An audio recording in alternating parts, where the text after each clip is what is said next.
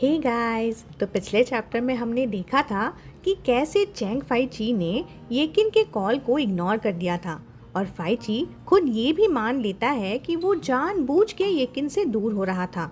Valentine's day के बाद उसका रिलेशनशिप बाउंड्री से बाहर निकल चुका था और फाइची अपना कंट्रोल वापस लेने की कोशिश कर रहा था।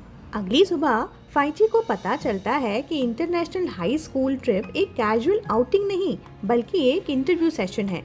येकिन को थोड़ा कंफ्यूजन होता है जब वो देखता है कि फाइची भी यहाँ है और वो अपने दोस्तों के साथ मजे से टाइम स्पेंड कर रहा है। येकिन अकेला बैठा है, अपने इमोशंस को समझ नहीं पा रहा और थोड़ा हर्ट भी फील कर रहा है। फिर एक गेम के दौरान येकिन से पूछा जाता है कि क्या उसे कोई पसंद है। प्रेशर में आके वो बस कह देता है कि हाँ, पर पूरा क्लासरूम हिल जाता है। सारे क्लासमेट्स गेस करने लगते हैं, लेकिन येकिन का दिमाग सिर्फ चैंग फाइची पर ही फोकस्ड है। वो अब भी सोच रहा है कि फाइची उसे अलग ट्रीट करता है या बस ये सिर्फ उसकी एक सोच है। सुनेरैन जो येकिन का थोड़ा इंस्पेक्शन कर रही थी उसे समझ नहीं पाई और फ्रस्ट्रेटेड हो गई। फिर उसकी नज़र फाइची पर पड़ती है, लेकिन वो अपने आप को ही समझाते हुए सोचती है कि ये कैसे हो सकता है और उसका कन्फ्यूजन और बढ़ जाता है। अब आगे शाम के 7 बजने वाले थे। एक्सचेंज मीटिंग ऑफिशियली खत्म हुई और स्टूडेंट स्कूल गेट पे डिस्पर्स होने लगे। चैंग फाइची भी पार्किंग लॉट से साइकिल लेके घर आ गया। जब तक फाइची फ्रेश होकर अपने रूम से बाहर आया, चैंग जिन डिनर बना चुकी थी। सिंपल सा पॉरेज था, थोड़े पिकल वेजिटेबल्स और स्टीम बंस। शायद चैंग जिन को लगा था कि डिनर टेबल पर फाइची थोड़ा खुल के बात करेगा, तो उसने कैजुअली पूछ लिया, आज की एक्सचेंज मीटिंग कैसी गई? फाइची ने भी कामली जवाब दिया, ठीक ही थी, लेकिन मेरा अब्रॉड स्टडी करने का कोई प्लान नहीं है। चैंग जिन ने भी तुरंत ही कहा, अगर पैसे का इशू है तो चिंता मत करो। पर उसके बोलते ही फाइची ने उसकी बात काट दी। आपने ही तो कहा था ना कि जो चीज़ें उस आदमी ने दी हैं उनका मैं अपने हिसाब से यूज़ कर सकता हूँ और मैं उसे रिजेक्ट करने का भी हक रखता हूँ। चैंग फाइची के आंसर से चैंग जिन चौंक गई थी।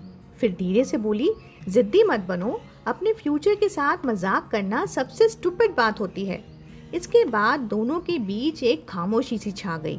दोनों खाना खाने लगे, पर चैंग जिन का उसे स्टूपिड कहना फाइची को चुभ गया था। बचपन से ही चैंग जिन उसे बताती थी कि कौन से बच्चे बेवकूफ होते हैं, कैसे बिहेव करना चाहिए, क्या नहीं करना चाहिए।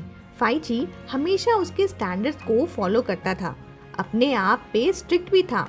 फिर भी उसकी माँ ने कभी उसको अप्रिशिएट नहीं किया और अब भी उसके लिए फाइची सिर्फ एक पपेट ही था जो बस उसके ऑर्डर को माने। उसने फाइची की फीलिंग्स और लाइकिंग्स पूछने की कभी जहमत भी नहीं उठाई थी। फिर भी चैंग फाइची अपने दिल को समझा रहा था कि हाँ, ये जो जंजीरें उसकी बॉडी पर टाइट होती जा रही हैं, वो बस चैंग जिन की एक्सपेक्टेशन और उसका एक तरह का प्यार जताने का तरीका ही है। उसे कंप्लेन नहीं करनी चाहिए। डिनर के बाद फाइची ने बस एक ही लाइन बोली, मैं बाहर नहीं जाऊंगा, और चैंग जिन को वहीं छोड़ के सीधा अपने रूम में चला गया। अगले दिन संडे था। सुबह उसने वाई वाई को एक्स्ट्रा ट्यूशन दिया और शाम को टाइम स्क्वायर के फास्ट फूड रेस्टोरेंट में अपनी पार्ट टाइम शिफ्ट संभाली। शाम में किसी ने पूरा रेस्टोरेंट बुक कर लिया था एक बर्थडे पार्टी के लिए। सफाई के बाद स्टाफ ने हर जगह डेकोरेट करनी शुरू कर दी। बलून्स लगाने लगे हर तरफ। एयर पंप वू रुई के पास था। चैंग फाइची ने एक पिंक बलून उठाया और उससे टॉय बना रहा था। बनाते वक्त अचानक उसे याद आया वो छोटू सा लड़का जो पिंक कपड़े पहनना पसंद करता था, और फिर उसे वो बारिश वाली थ्रिलिंग कन्फेशन की मेमोरी फ्लैश हुई जो कल ही तो हुई थी ना।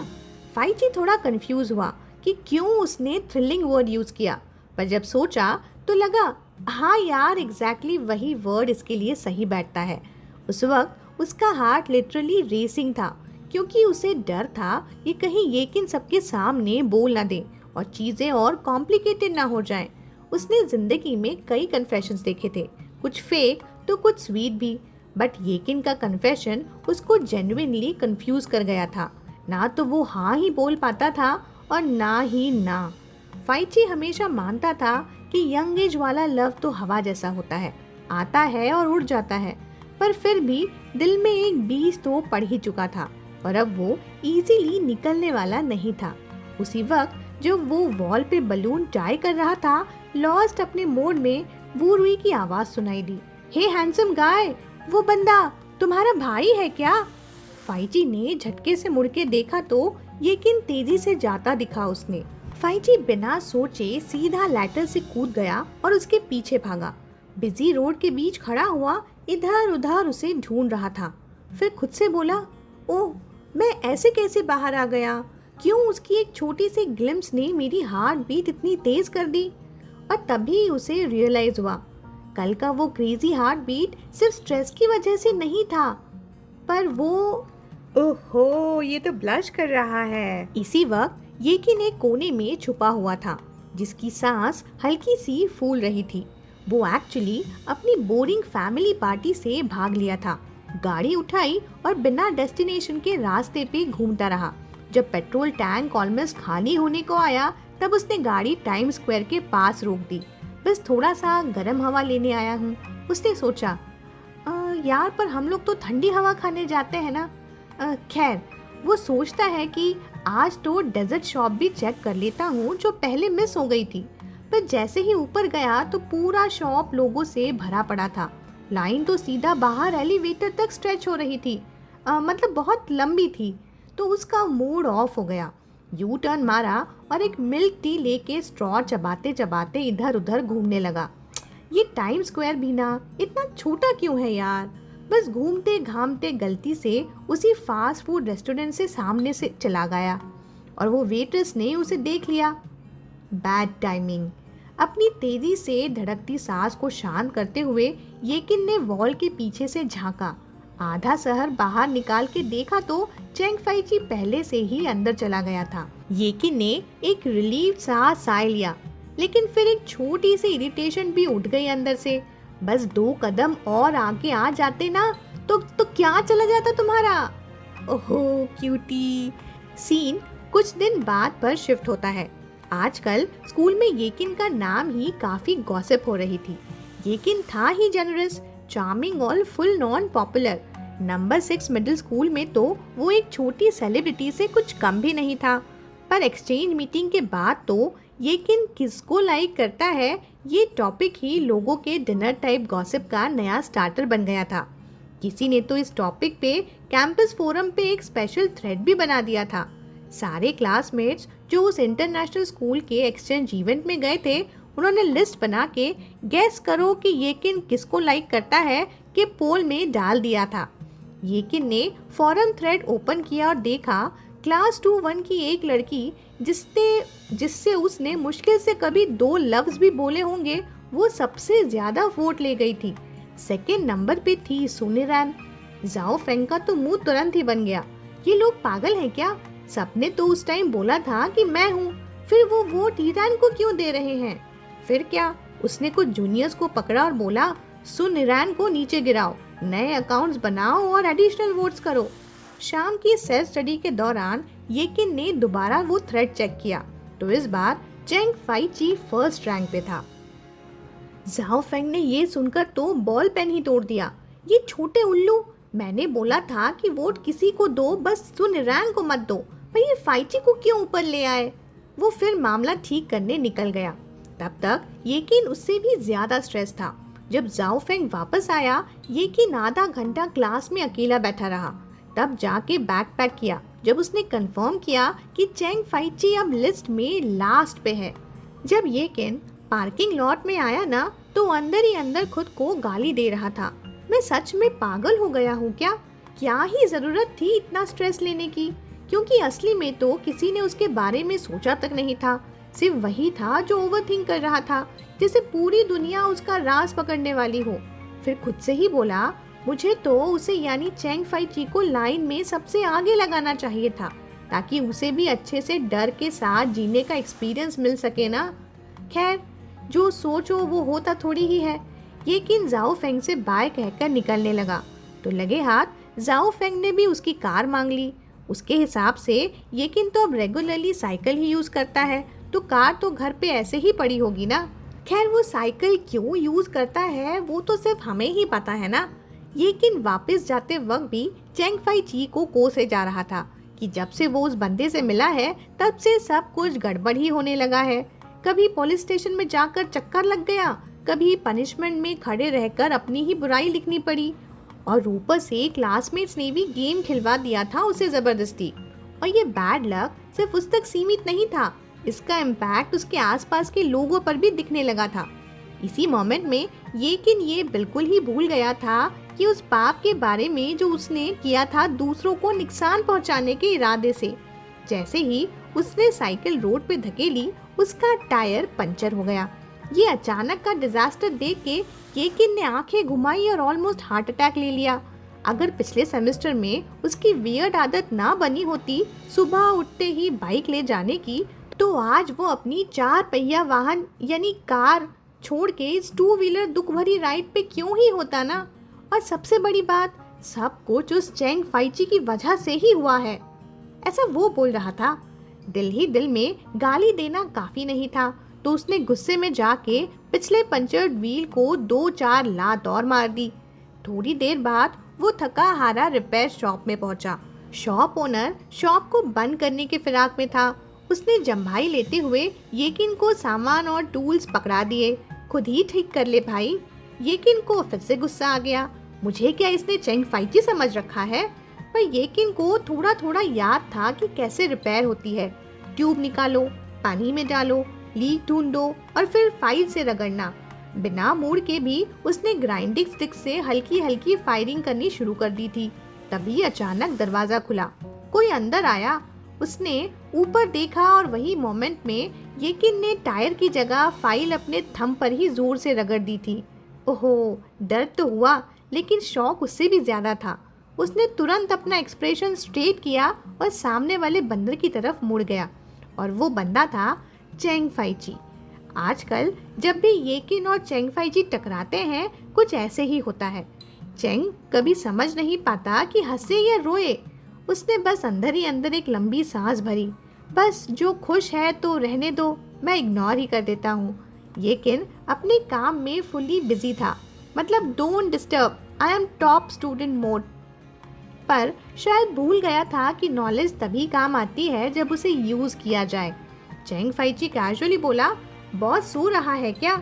अंदर के रूम का दरवाजा बंद था, मतलब ऑब्वियसली उसी से पूछ रहा था। येकिन ने दिल में सोचा, इस बंदे में शर्म नाम की चीज है कि नहीं? मुझसे बात करने की हिम्मत कैसे हुई इसकी?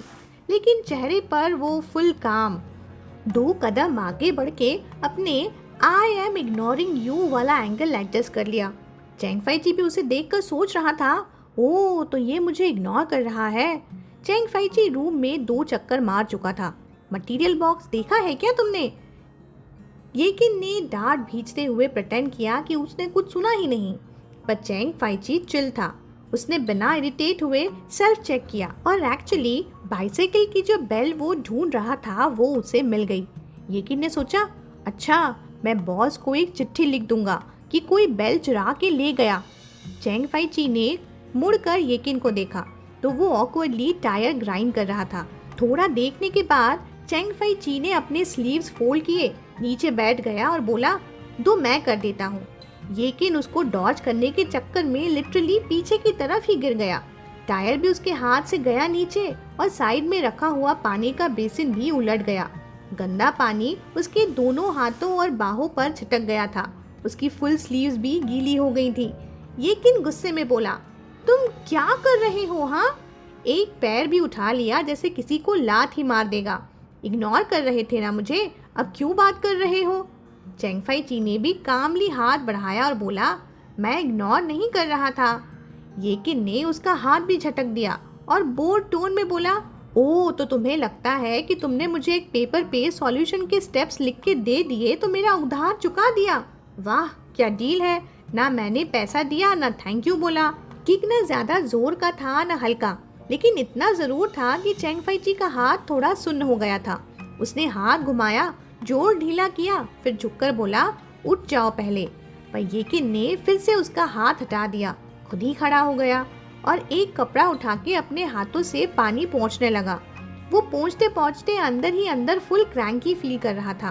क्या किस्मत है मेरी, इस बंदे ने मुझे इतने गंदे हाल में देख लिया।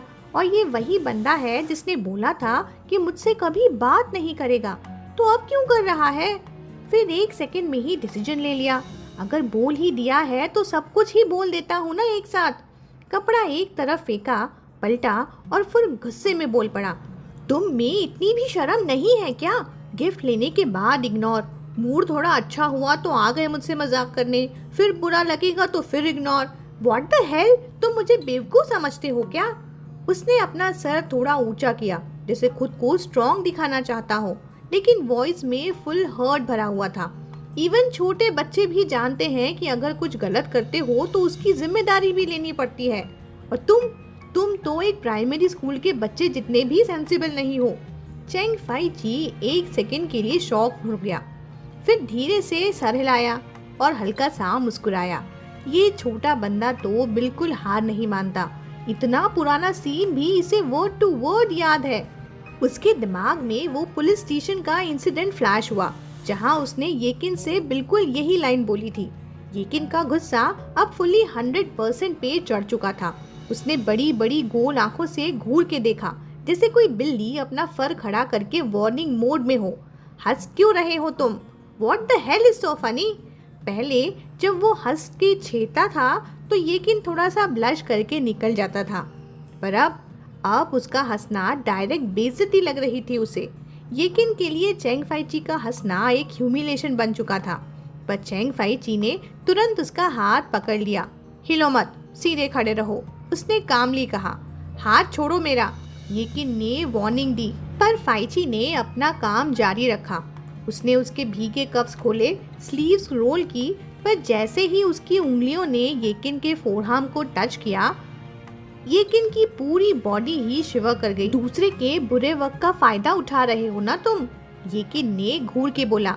हिम्मत है तो बाहर चलो, सामने से फाइट करते हैं। उसकी सेकेंड वार्निंग भी गई तेल लेने।